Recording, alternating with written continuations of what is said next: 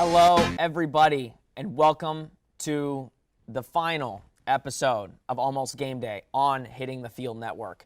As always, I am your host, Sean Green. It's been a lot of fun, a lot of great episodes, a lot of great guests, but we still have a show to do. We'll get to the thank yous later. So, without further ado, today's show, mock draft, couple weeks away. I think we're 20 days away from the NFL draft. So, what better way to go out than to do, still too early, never like to do a mock draft 3 weeks away, but a still too early mock draft for Almost Game Day. And who better to bring on to go over this Almost Game Day mock draft than one of the three hosts of HTF Bets, Okello Pena. Again, Okello Pena, you came back to the studio, first time in the studio for a couple months. How are you feeling? I know it's sentimental for you, so just give your initial thoughts. How you doing? Sean, it's been emotional since I've came back here. Knowing that I haven't even been doing an HTF show in the studio for a year. It feels so good to be back with some of my fellow HTF fanatics, as well as just my group mates, you, all the Okelloholics. Coming back to the 407 compared to the 954, it's been extremely wonderful, and I'm just excited today to talk to you about the mock draft. And it just seeing you today, it just brings out so much of me because I'm happy I'm getting to talk to you. And I see that you also try to outdress me. I come in casual, you come in with a nice suit and everything. If I would have known that, I would have probably outclassed you again. But I got my J's on, but I'm ready to go today. I'm ready, laced up, ready to do this. Listen, I always outdress you, Okel. That's nothing new. You have never once outdressed me. You need to stop that. From multiple sources, they say I have. Multiple sources? Listen, I'm not taking anything out of it. You dress amazing. You've got great drip. But yes, I did bring the suit out today, so it's the last show. You got to represent. But I feel that. Are you ready? That's why I'm wearing black and white. It's a funeral, but it's not the end. It's the beginning of a promising future for HTFN, as well as for the promisingness of this great class, of this great year through the circumstances. That was a great analogy. I thought it was funny. So good job. You talked about it in fantasy basketball when you wore black when you beat me, so I'm returning the favor. Very, very, very true. All right, let's get into it. Are you ready to get into this mock draft? I'm ready. Let's have some fun. Let's do it. All right, so we're going to do picks 1 through 16 first. We got a couple of guys we got to talk about. First, obviously, Jaguars. Let's talk about the Jags. They have the number 1 pick. Of course, we got them getting Trevor Lawrence, right? Mm-hmm. A bunch of names we'll get into there. We'll keep coming back to this thing, but let's first talk about Trevor Lawrence, all right, Okello? What is he going to do for the Jaguars this season? I know there's questions about the offensive line. There's questions about the weapons that he has. What do you think Trevor Lawrence can do as a rookie with this Jaguars and with Urban Meyer? He's going to do wonderful things, Sean. To me, he's a generational talent quarterback. We haven't seen quarterback prospects like him probably come since Andrew Luck and John Elway and Peyton Manning. They're once in a million, and I'm not saying that Trevor Lawrence is going to take the Jaguars to a 15-1 going to an AFC Championship game. That's only a dream that even our old HTF alumni Kyle Partain wishes that would happen. But he's going to come in, he's going to do a solid job. Every rookie quarterback, I feel like in this league, they can make an impact early. We've seen it over the last couple of years. We've seen it with Justin Herbert. We've been able to see it with guys like Josh Allen, Sam Darnold, Baker Mayfield. So I'm expecting him to come out and show up and show out and be the player that we all expected it to be coming out of Death Valley. I think many people are excited. They're excited to see Trevor Lawrence in the NFL. We've been talking about this for a couple years, seeing how he would fare against all these other NFL quarterbacks and these NFL defenses. You know what I mean? Mm-hmm. So it'll be interesting to see how Trevor Lawrence does. But let's move on. We got a lot of people to talk about. Zach Wilson, number 2, the Jets. Obviously, right, they traded Sam Darnold, traded him to Carolina, shipped him out of town to take Zach Wilson. I think that is known by many people in the league that he's their guy. What do you see from Zach Wilson, and do you think going from BYU to New York, which is a crazy city for football, is going to translate well? It's going to be hard for Zach Wilson. I've always questioned a lot about what experts see. He played extremely well last year. I think he had probably the best year that BYU has ever had, probably since Steve Young was their quarterback. This program has had an interesting track record with some guys. I mean, they had Ty Detmer as a Heisman Trophy, but it's just like, coaches, things like that, they change.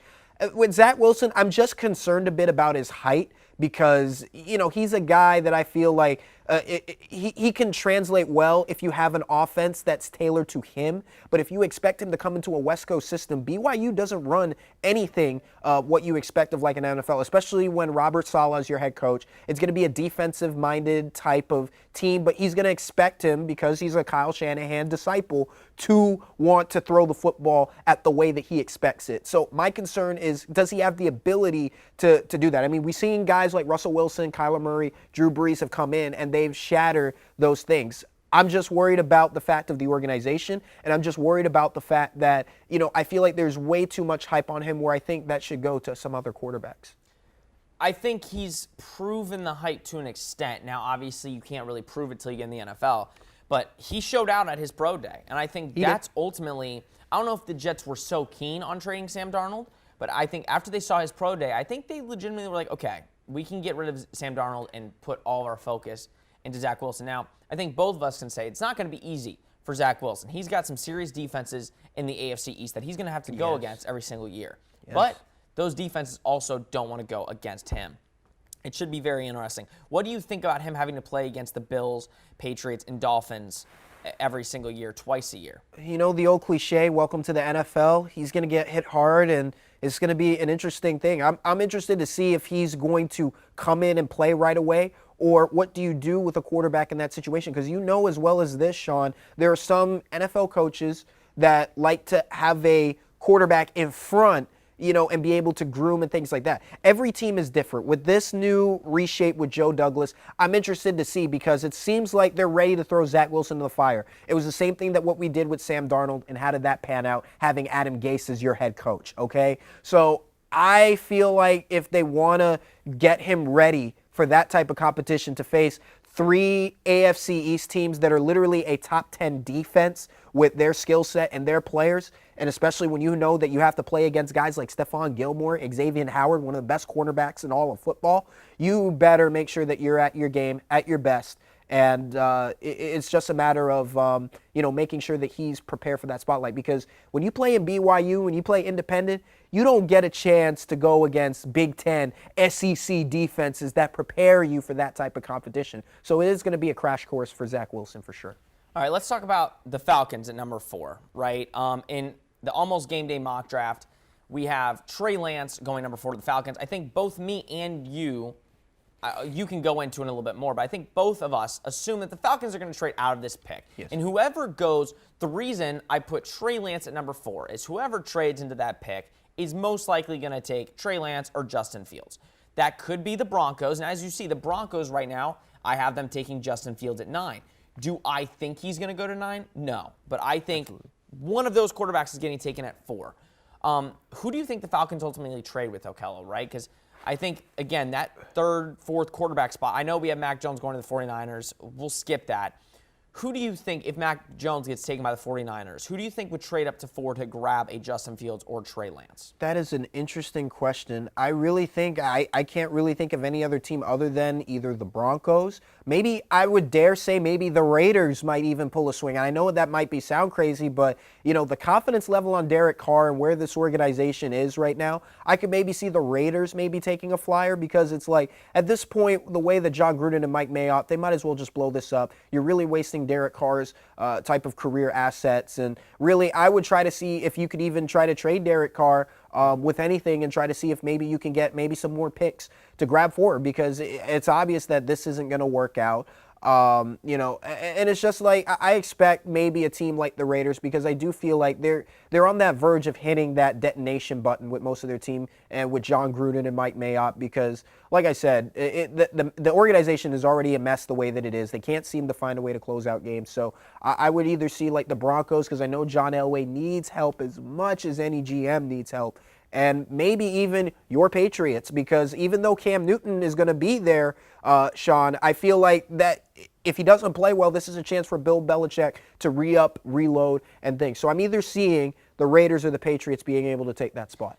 Listen, okay, well, I'm going to use one of your lines. That's blasphemy. That's ridiculous. I didn't think you were going to have to come on my show and I was going to have to argue with you. I thought it was going to be smooth sailing. I'm stating facts, aren't I not? You signed Cam Newton to a 1-year deal. No. We're not talking about the Patriots. We're talking about the Raiders. The Raiders, okay. The fact that you would bring up Derek Carr, who, by all accounts, had one of his best career years last year. He did. He really showed out. But look at what the Raiders did in the offseason. They fleeced his offensive line. He has no support, Sean. That's not his. Hello? Oh, so is it better to go get a rookie and put him under that O-line? I think that's just ruining a rookie quarterback's career. Look at Sam Darnold. He didn't have an O-line. Now it looks like he's a bum. We have no idea. Well, but all I'm saying is that you look at where this organization is, it's at a mess. They're like John Gruden is literally on a hot seat. You can't tell me him and Mike Mayock are literally not going to thinking about hitting that detonation button at some point. All right. So we don't know. Like Trey Lance, we have no idea where he's going to go. All right, that's the question. He's that ace. He's that wild card in the draft. He is the wild card, and I think you look at him right, and you say a lot of people are comparing him to a guy like Patrick Mahomes, and I hate comparisons like that. I don't love Trey Lance personally. I would much rather have Justin Fields on my team. Okay, now, fair. He may very well be, a top 10 quarterback for years to come. They say like undefeated as a starter, but I just don't see it. Do you agree with that sentiment, or do you think this guy is a starting caliber player in the National Football League? He is a starting caliber player quarterback.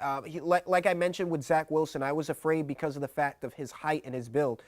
Trey Lance has it all. I mean, he's a guy that never lost a game, almost the same as Kyler Murray in high school, and I really do like the skill set that he brings. He's, to me, a guy that fits in to the NFL mold. I mean, granted, he came from the same school that Carson Wentz came from, so you're wondering from that, is he going to be injury-prone or anything like that? But prior to Carson Wentz's injury, like, you couldn't tell me he wasn't playing on an MVP level. So I feel like Trey Lance can enter that conversation with a good scheme of an offense, depending on where he goes to, because I think he's going to be one of those players that actually dips in the draft. But the old cliche, the deeper you go, the better the team. So I think that the team that gets him within maybe that 9 to 15 slot is going to be able to be a good home for him.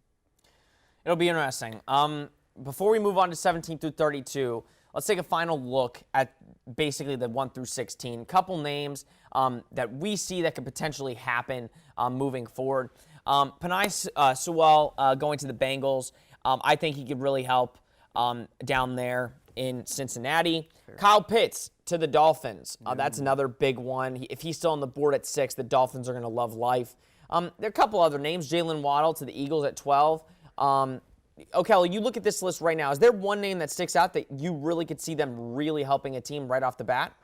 I mean, when I look at this list, one guy I see, Devontae Smith, the Heisman Trophy winner from Alabama, the Crimson Tide. I know John would be happy that I said that, but it's just I don't see him falling that way, to be honest. You have Kyle Pitts going to the Dolphins. I just feel like Kyle Pitts, look, don't get me wrong, he's a generational talent tight end, probably one of the best tight end prospects we've ever seen.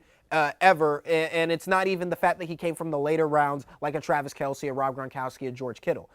I just feel like the hype on Kyle Pitts is too much because of the fact that people are actually looking at him to be a receiver. Because if you remember last year's draft, Chase Claypool literally had that comparison to where you thought you could put him at a tight end. This year drafted him, he's a wide receiver number 1. So as much as I think Kyle Pitts is going to be interesting, I just don't think that he's going to go to the Dolphins. I feel like Devontae Smith is a guy, despite his slim speed, he's been able to ball out the way that you need to. And why not pair Alabama with Tua Tagovailoa and Devontae Smith? You're literally going to play gangbusters with Will Fuller, Devontae Parker, and you already have Mike Gesicki. So why would you go ahead and draft another tight end?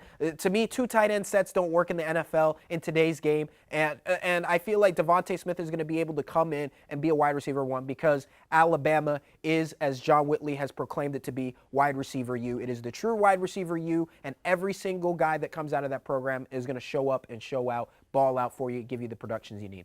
Well, I think, listen, Kyle Pitts, I don't think anybody assumes he can play tight end, but he's a receiver. I think a lot of people assume he's going to be both. He can play both positions. A lot of people in mocks aren't putting Devontae Smith over guys like Jamar Chase or Jalen Waddle. They think Jalen Waddle and Jamar Chase can do a little bit more. So it'll be interesting. I think knowing what the Lions are and knowing what the Lions do, the Lions take the big name. So I'm assuming if Devontae Smith is still there at 8 when the Lions pick, he will go to Detroit. All right, let's move on. Let's go to 17 through 32. We still got a bunch of really good teams picking in these later parts. I think Micah Parsons to the Raiders at 17 tremendously would help their linebacking core. Yes.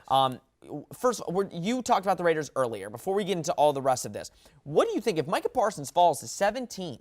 How crucial would that be to that Raiders defense? This will compensate for the loss of a Khalil Mack, in my opinion. I think Micah Parsons is, again, one of those rare linebackers that I feel like he comes in a generational talent. Granted, I mean, he didn't play last year because he opted out, but I think the Raiders are getting a fresh pair of legs who I think is going to be ready to come in and absolutely dominate from start to finish. If, like I said, the Raiders literally had a couple years ago a Super Bowl talented roster, then they fleeced it out, then they rebuild, and now they're in a mess. You try to clean up that mess a little bit by adding bits and pieces that can really step in right away and at least try to give you that jolt. I don't know what John Gruden and Mike Mayock are thinking. At times, I think they're really stupid in that they're messing up the greatness of the Raiders that Al Davis has long established just when they were starting to get back at their peak. So if you want to make up for Khalil Mack and angry fans and angry analysts like myself who predicted the Raiders would be a Super Bowl team within that timeline, you try to get them back in the fray by getting a guy like Micah Parsons. Yeah, it'll be interesting. Like, they need help on the defense. They give up too many points. Yes. And they're very inconsistent, right? So getting a guy like him could really help. We got a couple more players on this list that we can really dive into and look really deeply and see how they can help a team, right? A couple teams that are cornerback needy, right? You look, and you know what? We'll skip the corners. I want to look at the Steelers. Yes. Now, I think everybody knows that you need a center. And yes. Creed Humphrey from Oklahoma is, again, probably the best center in this draft. You could move him around in different positions. Right there, do you think that's a good pick for your Steelers? And is there somebody on your list that you really want to be picked by the Steelers? To me, Sean, you know as well as I know that the Steelers, their bread and butter is really picking at like the near end of the draft. So the first round to us, it's like a good sample size portion of what we need to do. Because for the Steelers, every year at the draft, like granted that, a couple years ago, we traded up to get Devin Bush, which we needed help at linebacker on defense when Ryan Shazier had his injury. And look what Devin Bush has become, and I'm looking forward to when he gets back. But aside from that, Creed Humphrey, I love it because God bless Marquise Pouncey. He had to retire, and I was fortunate enough at one of the jobs that I worked that I was able to meet him and talk to Mike, and and like I said, it's a perfect pick to, I think, a team that really especially needs to rebuild our offensive line because we're starting to get a little old. So especially for Ben Roethlisberger, which I think it's still going to throw him under the fire. It's a perfect pick in my opinion. I feel like we could also maybe reach at linebacker because we did lose Bud Dupree, but I figured offense is the way that we need to go, that we need to fix. I'm even curious that we could maybe take a running back. I mean, you have the Buccaneers taking Travis Etienne. The Steelers haven't drafted a first-round running back in a while, Sean. So, and I feel like we need to compensate and get a running back that has that dual threat ability that Travis Etienne possesses. So between Creed Humphrey, Travis Etienne, I think that could be where the Steelers need help. And then, like I said, in the later round for quarterback, which I've been talking to you and a lot of people privately, Kellen Mond, but that's a conversation for another day. But either between the two, I think the Steelers can't go wrong with either to give the support that we need if we're going to try to make this last-ish run. Listen, okay, I think me and you both can say, though, for the Steelers, I think you would really like it. They need to pick up Hall of Famer Brandon Marshall. I think he needs to play quarterback center. Jesus, to you, listen, I don't know what to say, but you have a love for Brandon Marshall. I'm going to keep it at that. But let's move forward. One pick. I just like Kellen Mond. Like, have you not seen his pro day? We weren't talking about. I went to the combine. That's all that it is. We talked about Brandon Marshall. We didn't talk about Kellen Mond. We're talking about Brandon Marshall. We're done with him. I'm done with him. Let's move on. One pick after the Steelers, the Jaguars. I have them moving up to pick Richie Grant. Give me your initial thoughts on what that could do for the Jaguars. Again, leave this up so we can see the rest of it, but what do you think Richie Grant could bring to the Jaguars? An interesting mix of more black and gold dominating Duval because it's just you spent so much money on Shaquille Griffin to play that cornerback safety hybrid. And Richie Grant's a pure safety. He's a pure ball hawk. He's a guy that reminds me, I want to say, a little bit of a Tyrann Mathieu with the Brian Dawkins. He has that type of go-getter, type of aggressive, type of skills that I think will translate well into the NFL. I think, out of all the guys from UCF that could go in the first round, I love Richie Grant, but I would prefer a little bit of Allen Robinson, maybe to tag team up with C.J. Henderson, because you get two great Florida products, not duking it out and being able to be nightmares for opposing receivers. So I like the fit. It's just because I figured that you have all this money that you spent into Shaquille, why add another safety to it? But the Jaguars are a team that is in a huge defensive rebuild from Saxonville. So anything that they could get, whether it's at the safety position, whether it's at the defensive end position, they need to fix, and they are going to get, I think, if they do take a Richie Grant, a guy that is going to be one of the premier safeties in the next 5 years in the NFL. It'll be interesting. Okello, thank you so much for coming on. Final show, so I'm glad I could bring you in the studio. You can experience it. Thank you so much for coming on. I really appreciate it. Sean, it's a pleasure. It's always a pleasure. Up next, I have a bunch of thank yous to say, so stay tuned to Almost Game Day. Here's the story of a show creator who was gearing up to form a bigger crew. One's a California guy, a god of graphics. One hosted Girls on Deck. It's a story of a 4-year nightmare, which is finally coming to an end, thank God. And the new kid, a Packers lover. Tampa forever.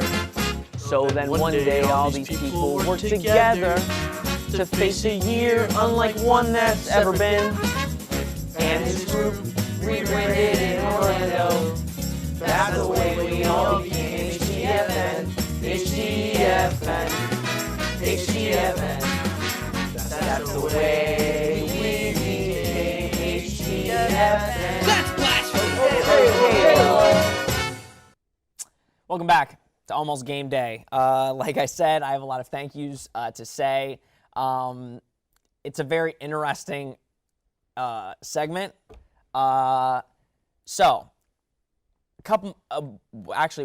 April of last year, 2020, we were in a pandemic. I was sitting in my room, being lazy, not doing anything, like most of you. We had no idea what the next year was going to entail. We didn't know how long this was going to last. I was sitting, thinking about hitting the field. I had just joined in the spring, and I didn't know what the future was going to hold for that. I knew I wanted to be on camera. I knew I wanted to talk about sports with friends. So I sat at my computer and thought of 6 shows that I thought we could probably do in a pandemic. So the shows you have seen each week, I wrote in my house and had the ideas for. It's crazy. It is absolutely crazy, and I think we all talk about it, and it's pretty incredible to think that in a pandemic, this network, Hitting the Field Network, went from 1 show on a Monday to 6 weekly shows every single day, nonstop. There's no way I could do that by myself. It's impossible, never would have happened. So I have a lot of people to thank because, again, this is a real work in progress. Like, this couldn't have happened. So I have a lot of people to thank. First, everybody that was before me. I don't know a lot of people that were here, in HTF before. This is a 5-year program. So everybody that started this, right, because HTFN is a new thing, but HTF's been here. So the first person and the people that created Hitting the Field, it's incredible. To come up with an idea and actually make it last like this is incredible. So I want to thank those people. Jeremy Brenner, Armand, Chris, and Kyle. Basically, in that spring, I didn't know many people. I knew Jarrett, I knew John, and it was definitely a culture shock. I met people while in HTF, but seeing those guys and how they do it, it gave me an idea of what Hitting the Field was. I didn't think when I joined I was going to be creating Hitting the Field Network. I just was like, I want to be just another person in this bigger group. So I want to thank them for basically showing me the ropes and showing all of us how it should be done. I want to thank Caleb Burge and Lindsay Tellez for starting Girls on Deck. I knew I wanted a show like Girls on Deck because, again, women are the future. Women know just as much in sports as men. And that's why I thought Girls on Deck was a great idea. The first people that came to our heads were Caleb Burge and Lindsay Tellez. Obviously, Kayla has continued it and made it an amazing show. Each week, consistent. She's got a really bright future, and I really appreciate her and all the work she does on it because it's crazy. Again, every week doing a show on top of all the stuff we have is incredible. Kennedy Collins, all the stuff she does behind that show, again, it is amazing. She came to us not knowing how to edit anything. She was all new to it, but she was wanting to learn. She's got a really bright future, and I'm so proud to see all the work that she's done. Hannah Russo and Taylor Anderson, you've done really great on that show. It's amazing watching you guys all on the show together.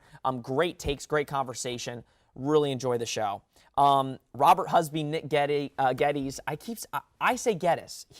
I'm going to say Nick Geddes and Okello Pena. Three of my really good friends here. When we originally came up with HTF bets, we didn't think it was going to work. We were very scared. That was the one show we were like, we don't know. They have made that show probably the most entertaining show we have here at Hitting the Field Network. They have made it so entertaining. Okello, there's not enough good things I can say about him. I had him on the show today. That guy has such a big future, just like Robert and Nick do. But Okello, he's got a huge personality that may keep people off of him or, laugh when he's around. He brings the energy, and it makes the show because you can have stuff to talk about, even though he's not good at fantasy sports and his takes are not good. But it's such a great show, and I'm so excited to see it continue with whoever is in those hosting spots. Alex Funderburg. Honestly, I have notes because I don't want to forget people, but he's probably one of, if not the smartest people I know that I've met in sports to date now. He took over a show that's been here for years as a host in a weird time, pandemic world, and he made it work. It's incredible to hear him speak. He's so intelligent, so knowledgeable, and I'm truly grateful that he joined. I'm truly grateful he's here and that he's going to be here for the long haul because he is so great at what he does, and I'm so excited to see where he takes it from here. Olivia. She has been the rock of Almost Game Day for this entire semester. She's been my TD for pretty much almost every single episode. She's been amazing, coming each week to help me out. This show doesn't run, especially without her, so I appreciate for all of her hard work. It was incredible. Austin Walker. I didn't know who Austin was coming into this semester. I met him, he joined, and again, he is one guy that there's people that if they don't know how to do something, they don't want to learn. They just want to do what they want to do. And Austin's the type that he wants to have a hand in everything. He shows up to every show. He helps with everything. And I can't say that about everybody here. So, Austin, really appreciate you. And I know he's going to be a great member of Hitting the Field Network for however many more semesters he's here. A couple of people that, just go on a lot of shows and really help the production. Abby Bass, Emily Hernandez, Jason Hamby, Jessica Tucciaroni, Kelly Campbell, Kyle DeWitt, Noah Kemper, Randy Vuxta, Ross Bernstein, Sam Sullivan, Tyler Karen, and Hannah Joe. You guys make the shows great when you go on. Your personality is infectious, even when you help with production. I know some of you are production people. Again, the ship can't run without people on it. So you guys are amazing. I appreciate you for all your hard work. These last couple people are, they've helped me out a lot. Their friendship means a lot to me. They're the people I've worked with the most for the past couple months. Jarrett Kappelman, John Whitley, and Johnny Jackson. Again, going to Hitting the Field, I only knew a couple people. These people, Jarrett, John, and Johnny, see, I got to take them out of my ear. These people have really helped move this along. I originally came up with this idea, and I didn't think it was going to work. I didn't think anybody's going to want to do it. I originally told John Whitley, who's a good friend of mine, and he said he loved the idea. And I created a show for him because John Whitley, everybody loves John. I haven't met one person that says a bad word about the guy, and he's very personable. John Whitley he knows how to have friends and how to make everybody feel like they're the most important person in the room. So that's why Just Winning worked. That's why it was a weekly show. That's why when I was creating shows, I knew he should have his own show because people love to be on it. People love to talk to John. I really appreciate his friendship. He's a friend for life, and that's why the show worked. Johnny Jackson, I talk about him pretty much almost every important show that he's done a lot of work on. This show is not a show without Johnny Jackson. I've worked the most with Johnny Jackson. This man, literally, me and him, I've probably said it to every single person in Hitting the Field, we sat in a room for 2 months on Zoom, working on these shows, working on the graphics. And when I say I work on graphics, I mean Johnny Jackson work on graphics, and I sit there and clap and say that looks good and that doesn't. I'm not a graphics designer, but Johnny was basically thrown into a fire that nobody knew was going to happen. Hitting the Field Network is Johnny Jackson, and that's the fact. You have the people on the shows, you have the people that run it. I created the idea. This is not working without Johnny, and that's why he's taking this over. And my hope and my goal is that he makes this better than what we had this. We had a lot of problems. Johnny can make this thing better than we originally had it, and that's my goal for everybody. But Johnny Jackson is Hitting the Field Network, and that's the highest praise I can give to him. Jarrett Kappelman, again, I met him first. He brought me to Hitting the Field. I really, one of the most honest humans I've ever met. He's helped me so much. I don't want to take up, I'm trying to wrap up, but another friend for life. He is amazing at what he does. He knows what's good. He knows what doesn't. He's very stern with people, but he's honest. And I appreciate his friendship. He was a great host for the main show for so many semesters. And there's a reason he's running Hitting the Field Network. He's the reason he's the face of it. He's the reason that I'm here. I wouldn't be here without him. And finally, I just want to say thank you to anybody that's watching, that's in Hitting the Field, that's put up with me, dealt with any of my BS. I really do appreciate everybody. This semester was crazy. A lot of stress has gone into it, but I love this show. I take so much pride and effort into making Almost Game Day what it is. I love it to death. Again, when I made it, I was in a pandemic. I was sitting in my house, and I was like, I want to get reps, and I want to do this. I did not imagine how much joy and how much fun it would be to do all of this. So thank you for watching. I still have one more show, not for this. I'll be on the draft show. That'll be the time where we all, say peace and you'll never see us again. But I appreciate you. I appreciate all the time you giving me criticism, feedback, watching. Thank you so much. To all the production people, thank you so much. All my guests, thank you. That's it. Almost Game Day. Final show. I really appreciate you. Thank you. This has been Almost Game Day. I'll see you next time.